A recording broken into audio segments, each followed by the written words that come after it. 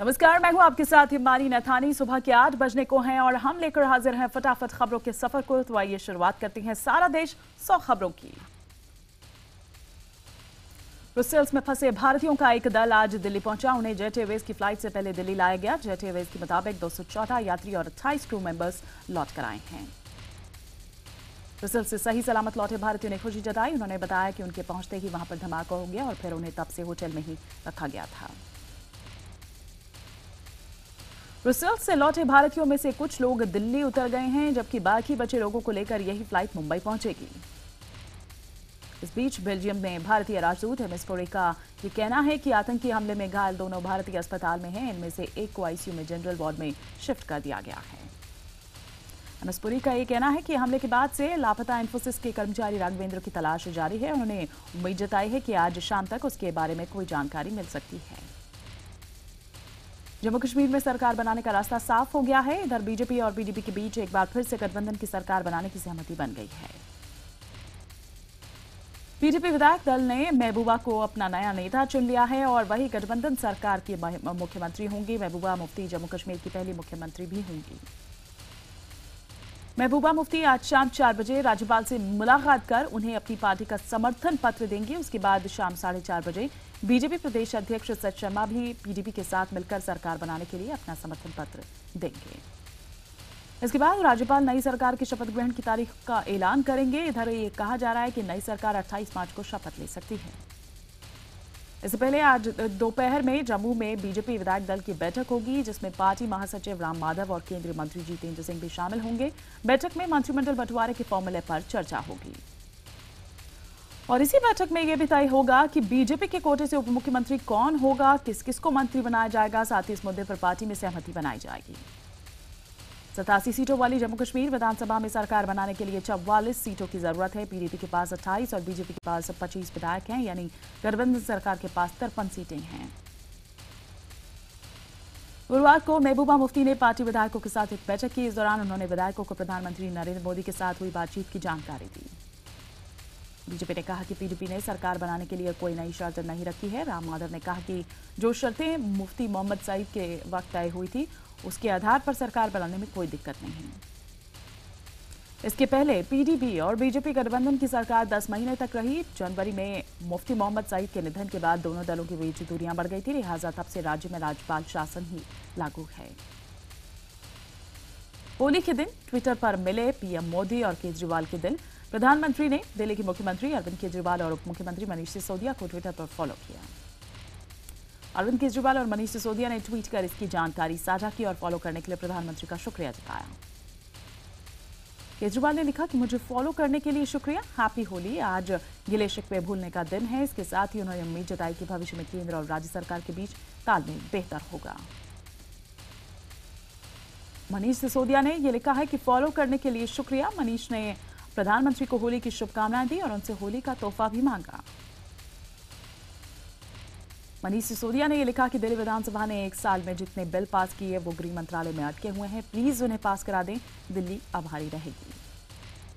मशहूर magazine Fortune ने दिल्ली के मुख्यमंत्री अरविंद केजरीवाल को दुनिया के 50 महान नेताओं की लिस्ट में शामिल किया है। खुद केजरीवाल ने ट्वीट कर इसकी जानकारी दी। केजरीवाल ने लिखा है कि पहले वॉशिंगटन पोस्ट ने आम आदमी क्लिनिक की तारीफ की थी और अब फॉर्च्यून ने ऑड इवन के लिए दिल्ली सरकार की तारीफ की।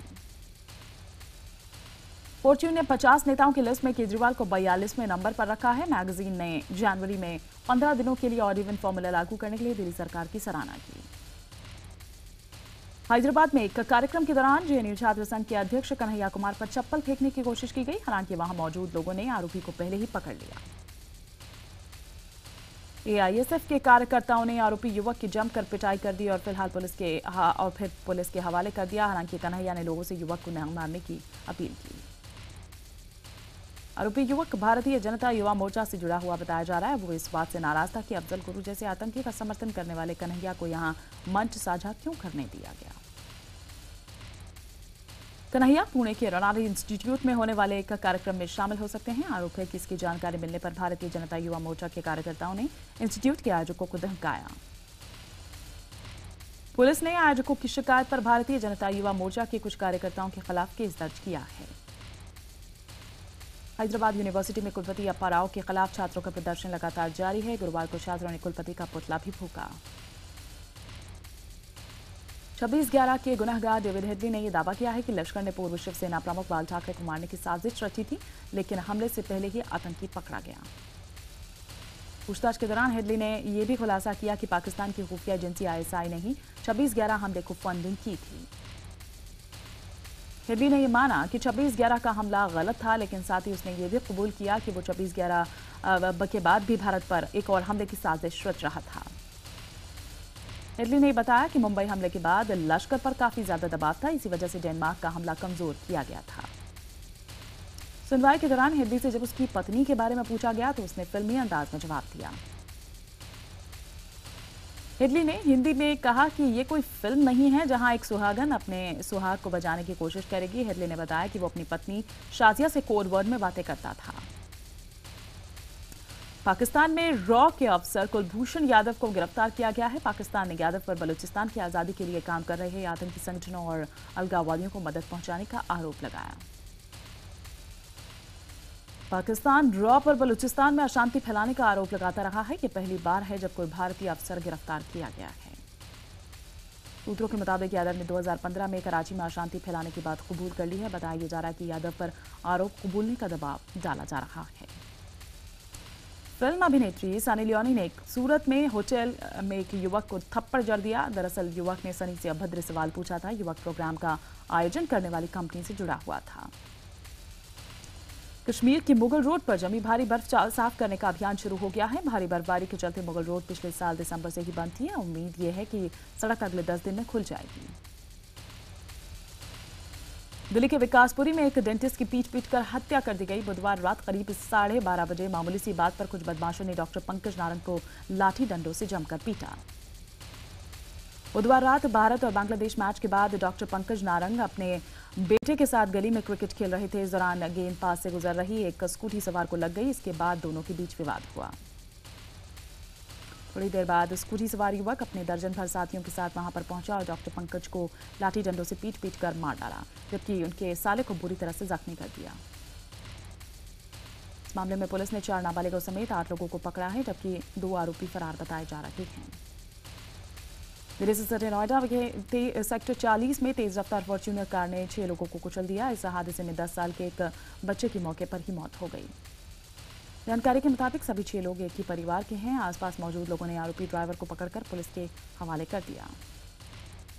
दिल्ली में होली के मौके पर शराब पीकर गाड़ी चलाने वाले करीब 2500 लोगों का चालान काटा गया है। इन लोगों का लाइसेंस भी पुलिस ने कब्जे में ले लिया है। दिल्ली पुलिस ने होली के दिन सुबह 8 से दोपहर 4 बजे के बीच 5600 कार चालकों के चालान काटे हैं। इन्हें सभी पर तेज रफ्तार से गाड़ी चलाने, नशे में गाड़ी चलाने और बिना हेलमेट के सफर करने पर जुर्माना लगाया गया है।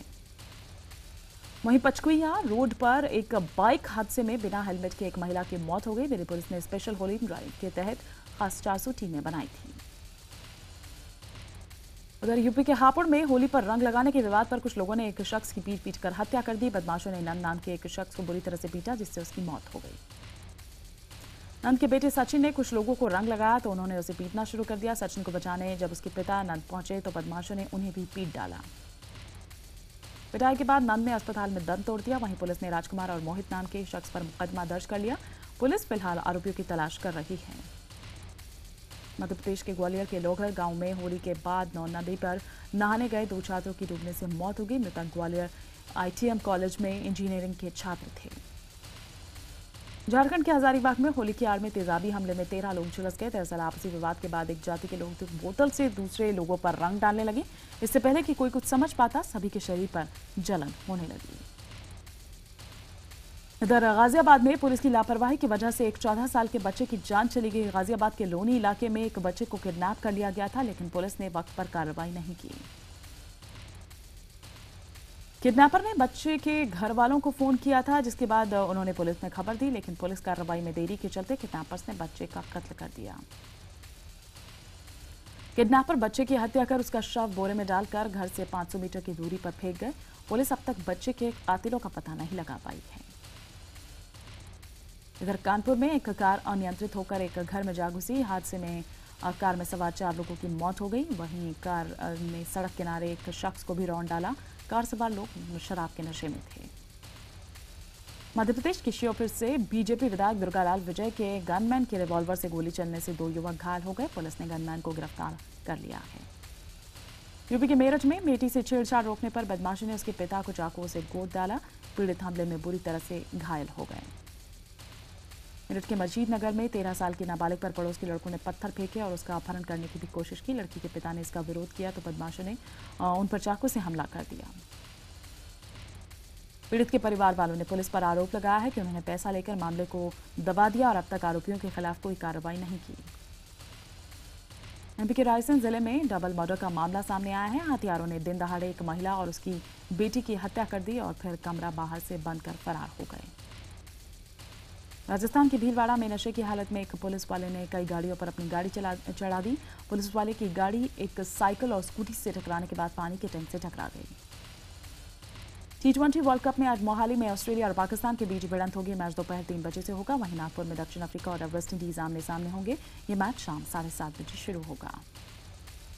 ऑस्ट्रेलिया और पाकिस्तान दोनों के लिए ये मैच जीतना बेहद जरूरी है। जो भी टीम मैच हारेगी वो सेमीफाइनल की दौड़ से बाहर हो जाएगी। वहीं दूसरे मैच में अगर वेस्ट इंडीज जीतती है तो उसकी सेमीफाइनल में एंट्री लगभग तय हो जाएगी। लेकिन दक्षिण अफ्रीका के लिए रेस में बने रहने के लिए ये मैच जीतना बेहद जरूरी है। ऑस्ट्रेलिया के ऑलराउंडर शेन वॉटसन अपनी 14 साल के क्रिकेट करियर को अलविदा कह देंगे। T20 वर्ल्ड कप के बाद वॉटसन औपचारिक तौर पर इसकी घोषणा करेंगे। हालांकि वॉटसन घरेलू T20 क्रिकेट टूर्नामेंट खेलता रहेंगे। वॉटसन ने 190 वनडे क्रिकेट में 5,757 रन बनाए हैं। गेंदबाज के तौर पर उन्होंने 168 विकेट लिए। ऑस्ट्रेलिया की तरफ से वनडे में सबसे बड़ा स्कोर शेन वॉटसन के ही नाम है। उन्होंने 2011 में बांग्लादेश के खिलाफ नाबाद 185 रन बनाए थे, जो कि अब तक का रिकॉर्ड है। होली के मौके पर इंग्लैंड क्रिकेट टीम आगरा में ताजमहल का दीदार करने पहुंची। बल्लेबाज जो रूट और जेसन रॉय ने यह कहा कि ताजमहल अद्भुत प्रेम की पहचान है। क्रिकेटर्स ने जमकर सेल्फी भी ली।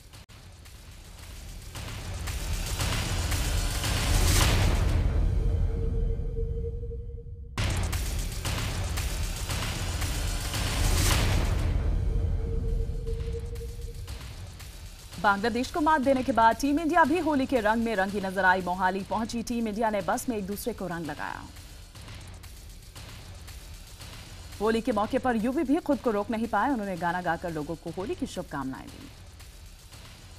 भारत में T20 वर्ल्ड कप में हिस्सा लेने आई पाकिस्तान की टीम पर दिखा होली का खुमार। टीम के खिलाड़ी शोएब मलिक ने भी अपने फैंस के साथ मोहाली में होली का जश्न मनाया।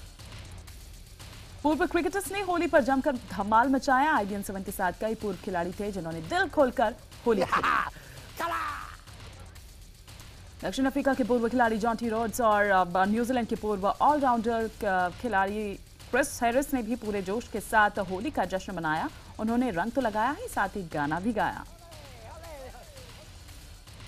पानी के संकट से जूझ रहे मुंबई के लोगों ने पानी बचाने के लिए समंदर किनारे होली खेली। मुंबई के सभी चौपाटियों पर लोगों की भारी भीड़ रही। लोगों ने जमकर एक दूसरे को रंग लगाया और होली का लुत्फ उठाया। इधर बॉलीवुड अभिनेत्री दीपिका पादुकोण ने भी जमकर होली खेली। इस वक्त वो हॉलीवुड फिल्म XXX की शूटिंग में व्यस्त हैं। अभिनेत्री सनी लियोनी ने गुजरात के सूरत में होली का जश्न मनाया। इस मौके पर उन्हें देखने के लिए उनके कई फैंस इकट्ठा हुए। बॉलीवुड अभिनेता गोविंदा ने लोगों को दी होली की शुभकामनाएं। मुंबई में पानी के संकट के मद्देनजर गोविंदा ने लोगों से ड्राई होली खेलने की अपील की। दिल्ली में कांग्रेस के दफ्तर में भी होली खेली गई। इस मौके पर कांग्रेस अध्यक्षा सोनिया गांधी ने पार्टी के दूसरे नेताओं और कार्यकर्ताओं के साथ होली का जश्न मनाया। दिल्ली के कांग्रेस दफ्तर में कांग्रेस उपाध्यक्ष राहुल गांधी ने होली खेली। कार्यकर्ताओं के साथ एक दूसरे को लगाया अबीर और गुलाल। जिले में बीजेपी अध्यक्ष अमित शाह ने होली खेली। अमित शाह ने पार्टी के नेताओं के साथ होली खेली। होली के मौके पर घर वालों के साथ डांस करते हुए नजर आए गृह मंत्री राजनाथ सिंह के घर पर जमकर होली खेली गई। दिल्ली के मुख्यमंत्री अरविंद केजरीवाल के घर पर भी होली का जश्न मना। केजरीवाल ने पार्टी कार्यकर्ताओं के साथ होली खेली और गुलाल भी लगाया। दिल्ली के डिप्टी CM मनीष सिसोदिया ने आप नेता कुमार विश्वास के साथ होली खेली। बिहार के स्वास्थ्य मंत्री और लालू प्रसाद यादव के बेटे तेज प्रताप यादव ने कुर्ता फाड़ होली खेली। हालांकि उनके पिता लालू ने सादगी से होली खेली। पटना में अपने आवास पर बिहार के मुख्यमंत्री नीतीश कुमार ने पारंपरिक तरीके से फूलों के साथ होली खेली। सीएम को शुभकामनाएं देने हजारों लोग नीतीश के आवास पर पहुंचे। देहरादून में घायल घोड़े शक्तिमान के साथ लोगों ने होली खेली। पिछले दिनों बीजेपी के प्रदर्शन के दौरान घायल हुआ था शक्तिमान, जिसके बाद उसका पैर काटना पड़ा था। अहमदाबाद लोगों ने खास अंदाज में होली का जश्न मनाया। लोगों ने टमाटर के साथ होली खेली। मथुरा और वृंदावन में भी लोगों ने जमकर होली का लुत्फ उठाया। दोनों शहरों में हर तरफ राधे राधे की गूंज सुनाई दी। मथुरा के प्रसिद्ध बांके बिहारी मंदिर में परंपरागत ढंग से होली खेली गई। बांके बिहारी मंदिर रंग और अबीर में डूबा नजर आया। ब्रज की खास होली का आनंद लेते हजारों की तादाद में विदेशी सैलानी भी नजर आए। रंगों से सराबोर इन सैलानियों ने जमकर होली खेली। हिंदुओं के प्रसिद्ध धार्मिक स्थल केदारनाथ धाम पर भी होली के जश्न में लोग डूबे रहे। श्रद्धालुओं ने एक दूसरे को अबीर और गुलाल लगाया। देश के उत्तर पूर्वी राज्य असम में भी दिखा होली का जश्न। ये तस्वीरें असम की जोराहाट की हैं, जहां लोगों ने जमकर होली खेली। उधर गुवाहाटी में भी दिखा होली का रंग। लोगों ने पूरे जोशो खरोश के साथ जमकर होली खेली। राजस्थान में बरसों से रह रहे पाकिस्तानी शरणार्थियों के लिए भी खास रही ये होली। इन शरणार्थियों ने एक दूसरे को अबीर और गुलाल लगाकर होली खेली। इधर भोपाल में होली खेलने के लिए पानी के टैंकर्स का इस्तेमाल किया गया। लोगों ने पाइप्स के जरिए पानी का छिड़काव कर होली खेली। पाकिस्तान में इस साल होली का जश्न बेहद खास रहा। इस साल पहली बार होली के मौके पर सार्वजनिक छुट्टी घोषित की गई। छुट्टी का फायदा उठाते हुए पाकिस्तान के कई इलाकों में लोगों ने होली का जश्न मनाया। रंगों के त्योहार में टीवी की दुनिया की सेलिब्रिटीज ने भी जमकर मस्ती की। मुंबई में टीवी कलाकारों ने जमकर होली खेली।